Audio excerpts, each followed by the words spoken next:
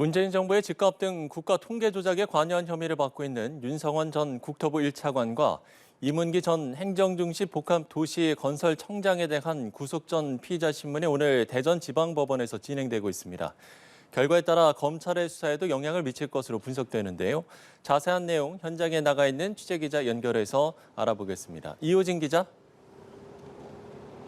네, 대전지방법원 앞에 나와 있습니다. 말씀하신 것처럼 오늘 오후 2시 30분부터 이곳 대전지법에서 구속 전 피의자 신문 구속영장 실질심사가 진행되고 있습니다. 윤성원 전 국토교통부 1차관과 이문기 전 행정중심 복합도시건설청장도 시간에 맞춰 법원에 출석했는데요. 조금 전인 5시 40분쯤 구속 전 피의자 신문을 마치고 법원이 구속 여부를 두고 숙고에 들어갔습니다. 윤 전 차관과 이 전 청장은 구치소로 자리를 옮겨 대기하고 있는 것으로 알려졌습니다.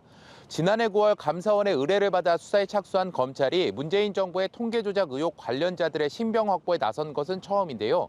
이들은 직권남용 권리행사 방해, 통계법 위반 등의 혐의를 받고 있습니다.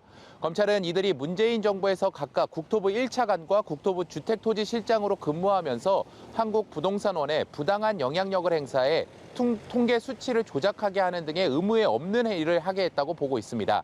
하지만 이들은 앞서 검찰 조사에서 혐의를 부인한 것으로 알려졌습니다. 혐의를 두고 검찰과 피의자들의 주장이 첨예하게 갈리고 관련 기록도 워낙 방대해 구속 여부는 오늘 밤 늦게나 나올 것으로 보입니다. 네, 이번 구속 전 피의자 신문이 검찰의 문재인 정부 통계 조작 의혹 사에도 상당한 영향을 미칠 것 같은데 어떻게 분석이 되고 있습니까?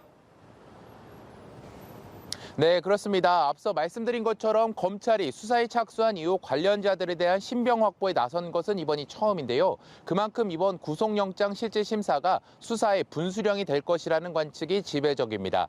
감사원에서 수사를 의뢰할 당시 감사원은 청와대와 국토부가 2017년부터 2021년까지 최소 94차례 이상 한국부동산원으로 하여금 통계 수치를 조작하도록 한 점이 의심된다고 밝혔습니다. 그러면서 장하성, 김수현, 김상조, 이호승 등 전임 정부의 정책실장 4명과 김현미 전 국토부 장관을 포함한 문정부 인사 22명에 대한 수사를 의뢰했습니다. 사건을 배당받은 대전지검은 지난해 10월 통계청과 한국부동산원, 국토부 등을 압수수색하고 지난달 22일에는 홍장표 전 경제수석을 피의자 신분으로 소환하기도 했습니다. 이런 가운데 처음으로 관련자들에 대한 구속영장이 청구된 것입니다. 법조계에서는 윤 전 차관과 이 전 청장이 모두 구속되면 이들 윗선까지 수사가 속도감 있게 진행될 것으로 내다봤습니다. 윗선은 방금 말씀드린 전임 정부 정책실장 4명과 김 전 국토부 장관 등인데요. 첫 신병 확보로 이들에 대한 수사도 급물살을 탈 가능성이 크다는 것입니다. 일각에서는 당초 감사원에서 수사 의뢰를 할 당시 문재인 전 대통령을 포함하지 않았던 반면 검찰이 수사의 칼끝을 문 전 대통령에게까지 겨눌 가능성도 있는 것으로 보고 있습니다. 네, 물론 결과를 기다려 봐야겠습니다만 둘 다 구속이 되지 않거나 한 명만 구속이 되는 상황이라면 어떻게 진행되는 겁니까? 네, 오늘 영장이 모두 기각된다면 검찰이 무리하게 수사를 하고 있다는 비판은 피할 수 없을 것으로 보입니다. 지난해 9월 이후 수사의 속도를 내왔지만 이 또한 제동이 걸릴 가능성이 큽니다.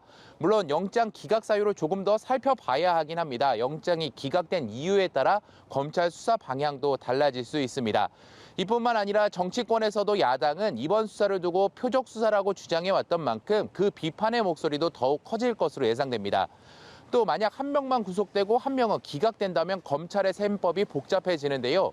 이 경우에는 구속 사유와 기각 사유에 대한 대조를 통해 검찰이 수사 방향을 설정할 것으로 예상됩니다. 지금까지 대전지법에서 연합뉴스TV 이호진입니다.